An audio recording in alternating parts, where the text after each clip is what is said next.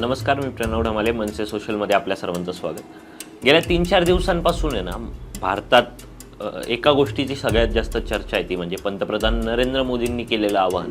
काय आवाहन केलं आहे? तर सोनं खरेदी करू नका, विदेश दौरे टाळा, डेस्टिनेशन वेडिंग टाळा वगैरे वगैरे वगैरे. पण एक गोष्ट आहे जी थेट आपल्या रोजच्या जीवनाशी निगडीत आहे, ती गोष्ट म्हणजे तेल कमी वापरा आणि पेट्रोल कमी वापरा. तर पेट्रोल या गोष्टीवर आज आपण थोडी चर्चा करूया. पंतप्रधानांनी सांगितलं पेट्रोल कमी वापरा. या पंतप्रधानांच्या आवाहनानंतर महाराष्ट्र नवनिर्माण सेनेचे अध्यक्ष राज ठाकरे यांनी एक ट्विट केलं आणि त्या ट्विटमध्ये त्यांनी एक वाक्य वापरलं, ज्याची प्रचिती आजपासून यायला आपल्याला सुरुवात झालेली आहे. 2 दिवसापूर्वीच एक भाकीत राज ठाकरेंनी वर्तवलं ट्विटमधून. त्यात राज ठाकरे असं म्हणत होते, येत्या काळात सरकारला पेट्रोल डिझेलचे भाव दणदणीत वाढवायचे असणार, त्याची पूर्वतयारी सुरू आहे. हे भाव वाढले की लोक आपोआप न परवडल्यामुळं वापर कमी करतील. याची प्रचिती कशी आली? आजच साधारण 4 रुपयांनी पेट्रोलचा दर जो आहे तो वाढला. आणि या सगळ्यामध्ये एक विशेष गोष्ट काय माहिती का? हे भाव वाढले तर याच्यावर टीका करण्यापेक्षा किंवा सरकारला या बाबतीत प्रश्न विचारण्याच्या ऐवजी आपली मीडिया जी आहे ती 2 गोष्टी पसरवते. पहिली गोष्ट, जगात कच्च्या तेलाचे भाव वाढलेत म्हणून भारतात पेट्रोलचे भाव वाढलेत.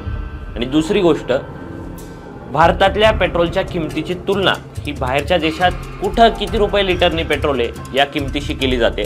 या दोन्ही गोष्टींचा पाणउतारा आपल्याला करायचा आहे या व्हिडिओमध्ये. या दोन्ही गोष्टींमधलं तथ्य काय ते जाणून घ्यायचं आहे, म्हणून आजचा हा व्हिडिओ आहे. आज जर दोन्ही गोष्टी बघितल्या तर या दोन्ही गोष्टी क्रमाक्रमानं बघू. पहिली गोष्ट म्हणजे सध्या कच्च्या तेलाचे भाव वाढलेत म्हणून भारतात पेट्रोलच्या किमती ज्या आहेत त्या वाढलेल्या आहेत. तर आजचा आंतरराष्ट्रीय बाजारातला पेट्रोलचा कच्च्या तेलाचा भाव जो आहे तो $105 ते $110 प्रति बॅरल असा आहे. एका बॅरलमध्ये साधारण 159 लिटर जे आहे ते कच्चं तेल असतं, ज्यातून नंतर पेट्रोल असेल डिझेल असेल याची निर्मिती केली जाते. साधारण 9-9.5 हजार रुपयांमध्ये तो भाव निघतो. तर त्याची जर प्रति लिटर किंमत जर काढायची ठरली तर ती 57 रुपये ते 60 रुपये असा कच्चा तेलाचा भाव निघतो. आता यावर त्यानंतर अनेक डीलर्सचं जे काय मार्जिन असेल किंवा कंपनीचं जे मार्जिन असेल ऑइल कंपनीचं, या गोष्टी बघायला तर या किमतीवर सरकार किती कर आकारतं माहिती का? एक्साईज ड्युटी असते एक पेट्रोलवर, जी थेट केंद्र सरकारला जाते, ती आहे 15%. बरं, याच्यावर भागत नाही. वॅट असतो एक, वॅट VAT, तो महाराष्ट्र सरकार म्हणजे प्रत्येक राज्याचं राज्य सरकार आकारत असतं. 30% वॅट हा कच्च्या तेलावर म्हणजे पेट्रोलवर आकारला जातो. जेव्हा त्या कच्च्या तेलावर प्रोसेस होते, पेट्रोल बनतं आणि ते विक्रीसाठी बाजारात येतं, त्यावेळेस त्यावर साधारण 45% हा टॅक्स सरकार आकारतं. जर जगात कच्च्या तेलाची किंमत वाढलेली आहे, लोकांनी कमी वापरलं पाहिजे, लोकांच्या खिशाला परवडणार नाही पेट्रोल, तर सरकारनं साधारण हा टॅक्स कमी करणं अपेक्षित असतं. मात्र ठीक आहे, तो कमी न करता पेट्रोलच्या किमती वाढल्यात आणि पंतप्रधान सांगतात पेट्रोलचा वापर कमी करा. लोकांकडून ते शक्य होणार नाही, कारण रोजच्या वापरासाठी पेट्रोल आपल्याला गरजेचं आहे. त्यामुळे त्या किमती वाढवायच्या आणि एका पॉईंट नंतर त्या लोकांना परवडल्या नाही की लोक आपोआप कमी करतील, असा हा हेतू जो आहे तो राज ठाकरेंनी ट्विटमधून बोलून दाखवला होता, तो खरा होताना दिसतोय. आज पेट्रोलचे भाव, कच्च्या तेलाचे भाव वाढलेत म्हणून या पेट्रोलच्या किमती वाढल्या असतील, हे एका बाजूला गृहीत जरी धरलं तर ज्यावेळेस पेट्रोलच्या कच्च्या तेलाच्या किमती या आंतरराष्ट्रीय बाजारात कमी झाल्या होत्या, त्यावेळेस आपल्याकडे पेट्रोलच्या किमती कमी झाल्या होत्या का? याचं उत्तर आहे नाही. एप्रिल 2020चा काळ होता, कोरोनाचा काळ होता. त्यावेळेस सगळ्यात निच्चांक पातळीला कच्च्या तेलाच्या किमती होत्या आंतरराष्ट्रीय बाजारात. त्या होत्या $20 ते $25 प्रति बॅरल. म्हणजे त्यावेळेसचा डॉलरचा दर जर धरला, 75 रुपये साधारण त्यावेळेस डॉलर इंटू रुपीजचा दर होता, तर 1500 ते 2000 रुपये प्रति बॅरल अशी किंमत आपल्याला आंतरराष्ट्रीय बाजारातून कच्च्या तेलाची मिळत होती, जी होती 10 रुपये ते 13 रुपये लिटर. 10 रुपये ते 13 रुपये लिटरने आपल्याला कच्चं तेल मिळत होतं. पण तेव्हाही भारतात साधारण 80 ते 90च्या रेंजमध्ये जे आहे ते प्रति लिटर पेट्रोल विकलं जात होतं. कारण त्याच वर्षी 2020मध्ये सरकारनं जे कर होते म्हणजे वॅट आणि दुसरा जो कर एक्साईज ड्युटी आपण सांगितली, ते कर 2020 मध्येच सरकारनं वाढवले होते. त्यामुळे जेव्हा आंतरराष्ट्रीय बाजारात कच्च्या तेलाची किंमत कमी झाली होती तेव्हाही भारतात पेट्रोलची किंमत ही जास्तच होती.